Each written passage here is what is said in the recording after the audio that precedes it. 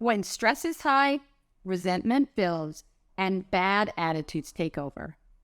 What should you do when your team seems emotionally reactive?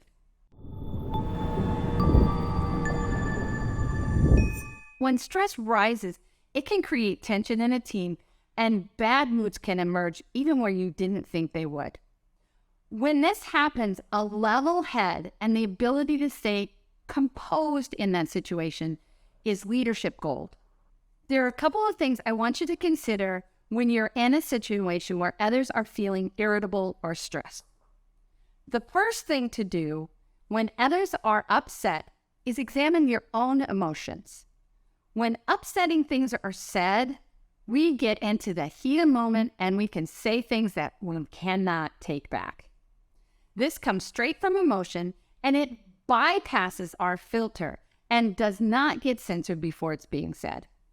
I think we've all been there where it's like, oh, what was I thinking? I wasn't thinking. It just came out of my mouth and I didn't censor it because I was right in the heat of that emotion. So being able to step back, look at your own emotions will really help you when others are being emotionally reactive. For any leader facing a conflict, one of the crucial things you can do is never push back. Pause and think before you speak.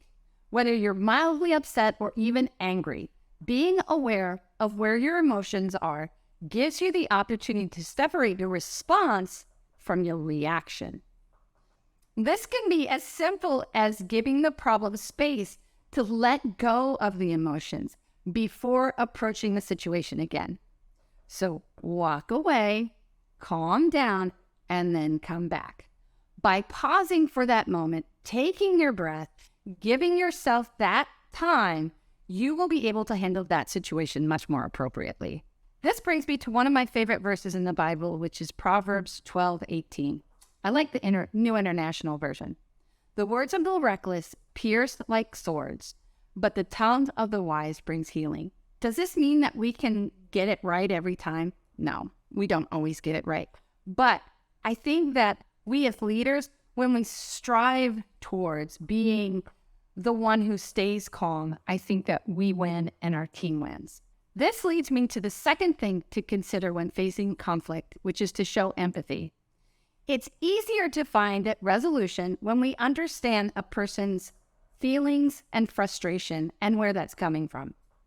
I find the best way to handle a conflict is to speak to individuals who might be feeling upset and try to understand their perspective. If the problem involves two individuals or more, see if you can come to a compromise. This will help each person understand what upset the other and how best to move forward.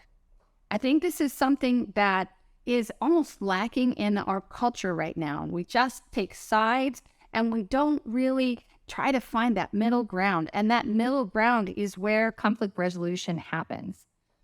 Ultimately, it comes down to this. If you maintain restraint when handling high-stress environments, others will see this and respect you for it. Sometimes, like I said, I get it right, and sometimes I don't.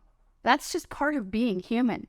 But if you can help your team to understand where the other side or where the other person is coming from, that empathy piece, it increases our communication skills and it becomes easier for us to find a mutually beneficial resolution.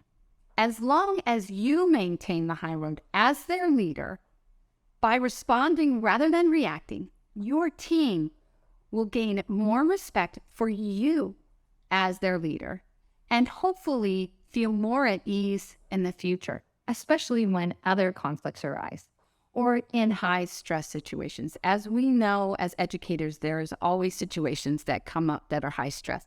So be that leader, be that one that can be calm in a storm and have that empathy. And your students and your teachers and those around you will win. If you'd like to see more videos like this, visit our free resource library at lighthouse-therapy.com. Thank you for watching and have a blessed day.